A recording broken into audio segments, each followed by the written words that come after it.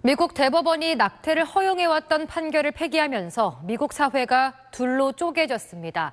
전날 바이든 대통령이 대법원 결정을 비난한 데 이어 오늘 트럼프 전 대통령은 지지 의사를 밝히며 대립했는데요. 이번 판결 이후 미국 내 후폭풍이 거세지고 있습니다. 김민정 기자입니다. 지난 50년간 낙태권을 합법화해온 로데 웨이드 판결을 폐기한 미 연방대법원을 규탄하는 시위대가 늦은 저녁 LA 시내에서 경찰과 충돌했습니다.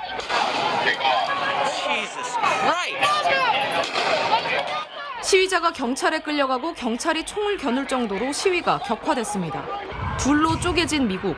한쪽에선 대법원 판결을 비판하는 대규모 시위가 이어졌고 다른 한쪽에선 판결에 찬성하는 시위대가 낙태 시술을 하는 병원 앞에 진을 쳤습니다. 트럼프 전 대통령도 대법원의 판결을 지지하는 입장을 밝히며 낙태죄 공방에 뛰어들었습니다. Your boundless love, sacrifice, and devotion has finally been rewarded in full. Congratulations. 민주당 진영에선 전날 바이든 대통령이 판결을 맹비난한 데 이어 오늘은 토니 블링컨 국무장관이 국무부 모든 직원에게 거주지에 상관없이 낙태권을 보장하겠다고 선언했습니다. 캘리포니아주 등 낙태가 허용된 주 정부들도 잇따라 낙태 시술을 보호하는 조치를 도입하며 대응에 나섰습니다. 여기에 미국 우방국인 영국과 캐나다, 뉴질랜드 등에서도 연방 대법원 결정을 비판하는 입장을 잇따라 내놓으면서 판결 후폭풍은 국내외적으로 격화하는 양상입니다. SBS 김민정입니다. 낙태죄는 지난 1953년 형법이 처음 만들어질 때부터 있었습니다. 하지만 낙태 시술은 암암리에 계속 이어져 왔고 법과 현실이 괴리된 대표적인 법률로 꼽혀왔습니다. 그러다가 앞서 말씀드린 대로 지난 2012년 이 낙태죄에 대한 위헌 소송이 처음으로 제기됐습니다. 당시 헌재가 4대 4로 합헌 결정을 내렸지만 그 이후 이 낙태죄를 폐지해야 한다는 목소리는 오히려 더 거세졌습니다. 자, 2016년엔 낙태죄 폐지를 촉구하는 검은 시위가 대규모로 열렸었고 2017년엔 청와대 국민청원에 23만 명이 참여해서 청와대가 사회적인 논의가 필요하다고 답을 했습니다. 이렇게 달라진 인식과 사회 분위기 속에서 오늘 헌재가 두 번째 위헌 소송에서 헌법 불합치 결정을 내렸습니다.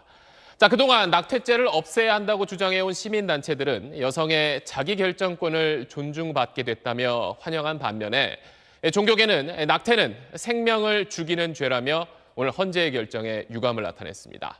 사회 각계 반응은 남주현 기자가 정리했습니다.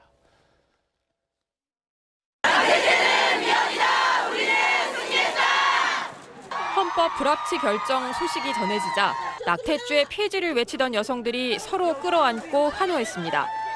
임신과 출산, 양육에서 1차적인 주체는 여성입니다. 여성의 목소리에 경청하고 존중하라는 게 이번 헌재 판결의 선언입니다.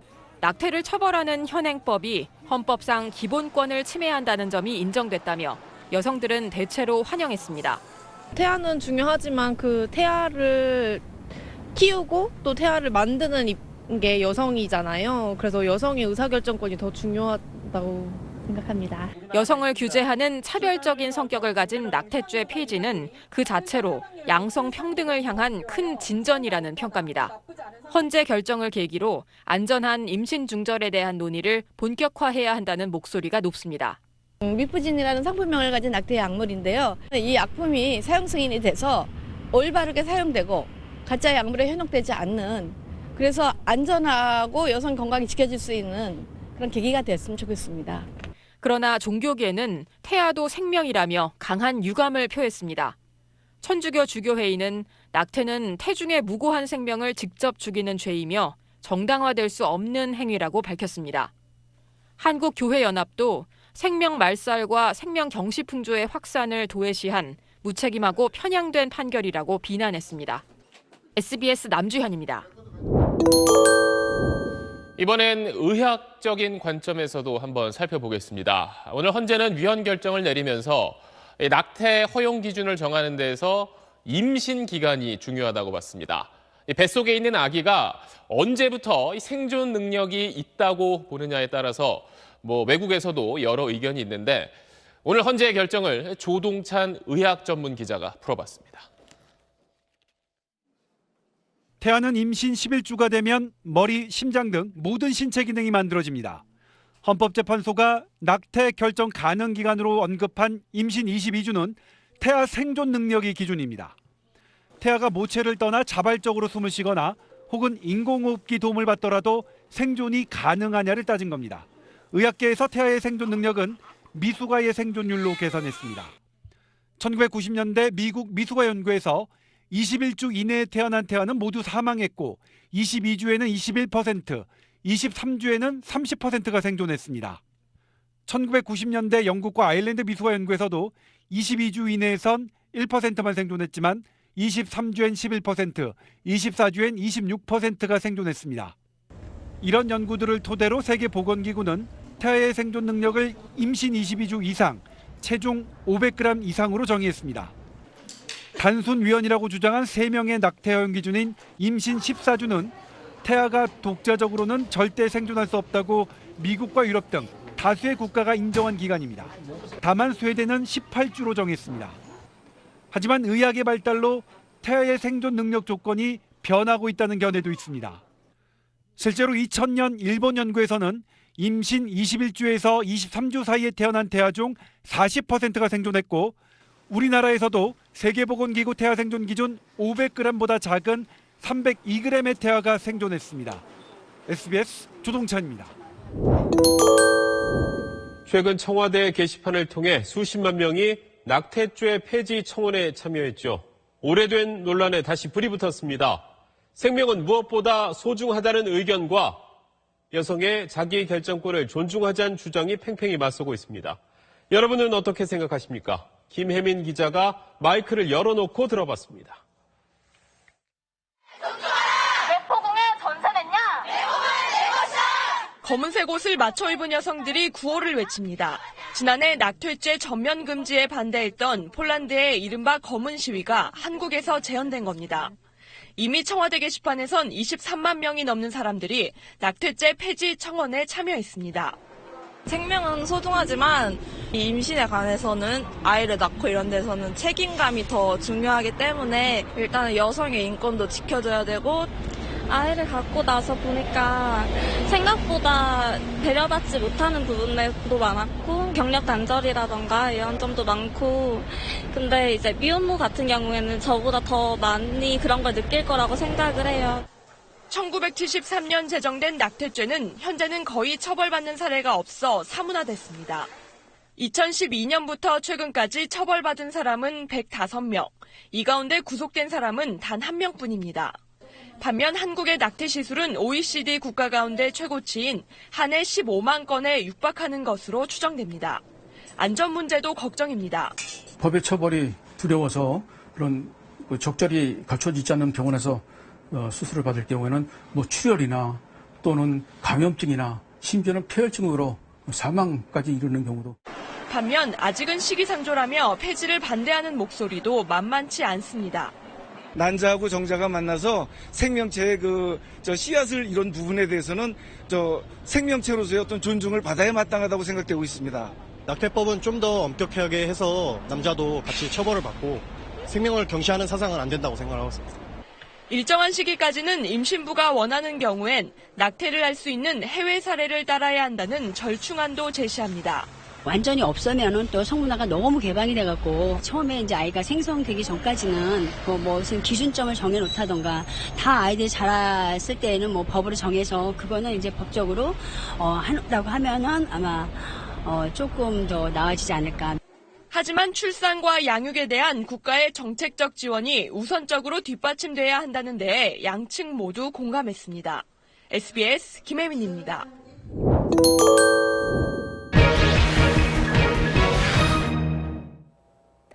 국민 대다수가 가톨릭 신자인 나라 아일랜드에서 낙태를 금지하는 헌법 조항을 폐지하기로 해 큰 뉴스가 됐습니다.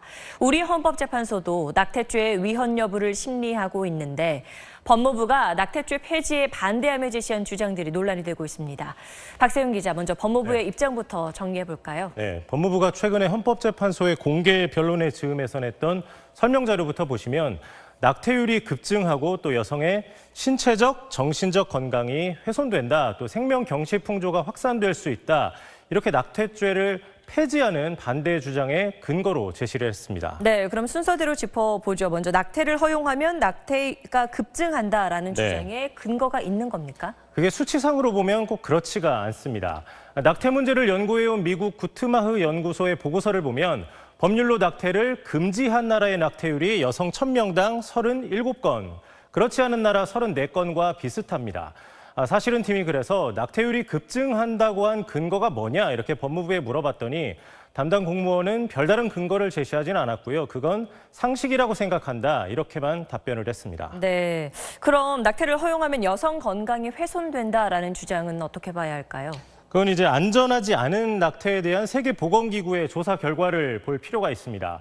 안전하지 않은 낙태 비율이 낙태 금지 국가가 75%가 나왔고요. 낙태 허용 국가 10%보다 훨씬 높습니다. 아일랜드가 낙태를 금지를 해서 영국 등으로 지금까지 원정 낙태 행렬이 이어져 온 것처럼 이 음성적인 임신 중절은 오히려 여성의 건강을 더 해치게 된다, 이런 얘기입니다. 네, 그렇죠. 그리고 낙태 허용으로 생명 경시 풍조가 확산될 수 있다, 이 주장은 어떻게 봐야 할까요? 그것도 뭐 꼭 그렇지만은 않습니다. 2010년 기준으로 봤을 때 이 OECD 국가 가운데 한국보다 낙태를 쉽게 할 수 있는 나라가 28개 국가입니다. 그런데 그 가운데 16개 나라가 낙태율이 한국보다 낮았습니다. 네덜란드, 독일, 벨기에 이런 나라들인데 낙태 전에 의사 상담을 의무화해 놓은 것처럼 낙태 조건을 완화하더라도 신중하게 결정할 수 있도록 제도를 만드는 게 더 중요해 보입니다. 법무부는 앞서 설명드린 이 세 가지를 낙태죄 폐지 반대 근거로 제시를 했습니다만 정작 나중에 나온 보도자료에는 이 내용을 담지 않았습니다. 네, 그렇군요. 알겠습니다. 잘 들었습니다. 헌법재판소가 지난해 헌법 불합치 결정을 내리면서 새해부터는 낙태죄가 폐지됩니다. 헌재는 당시 올해 안에 대체 입법을 하라고 주문했는데요. 지난 1년 8개월 동안 국회는 딱 한 번 공청회를 열었을 뿐 아무 움직임이 없습니다. 김민정 기자가 보도합니다. 낙태죄 폐지를 주장해온 사람들이 지난 24일 다시 거리에 섰습니다. 여성 처벌 조항은 폐지되지만 안전한 임신 중단 절차 같은 자신들이 요구해온 대체 입법이 아직 이뤄지지 않고 있기 때문입니다. 병원을 갔을 때에 제대로 된 안내를 받을 수 있을 것인가, 그리고 제대로 된 의료 시술을 받을 수 있을 것인가. 지난 10월 낙태죄 폐지를 2달 앞두고서야 정부는 14주까지만 임신 중단을 허용하되 낙태죄 처벌 조항은 존치시키는 법안을 냈습니다. 그러자 여성계가 거세게 반발했고 정치권은 그제서야 조금씩 움직였습니다. 민주당과 정의당은 처벌 조항을 아예 없애고 임신 중단 약물 등을 합법화하는 법안을, 반면 국민의힘은 10주 넘는 임신 중단의 경우 여성을 처벌하는 법안을 내놓은 겁니다. 하지만 국회 소관 상임위인 법제사법위가 정기국회 내내 거대 양당의 정쟁으로 파행된 탓에 논의엔 진전이 없었습니다. 공수처법 개정안 처리 반발로 야당 의원들 모두 퇴장한 채 반쪽짜리 공청회 한 번 개최했고 제대로 된 논의는 전혀 이루어지지 않았습니다.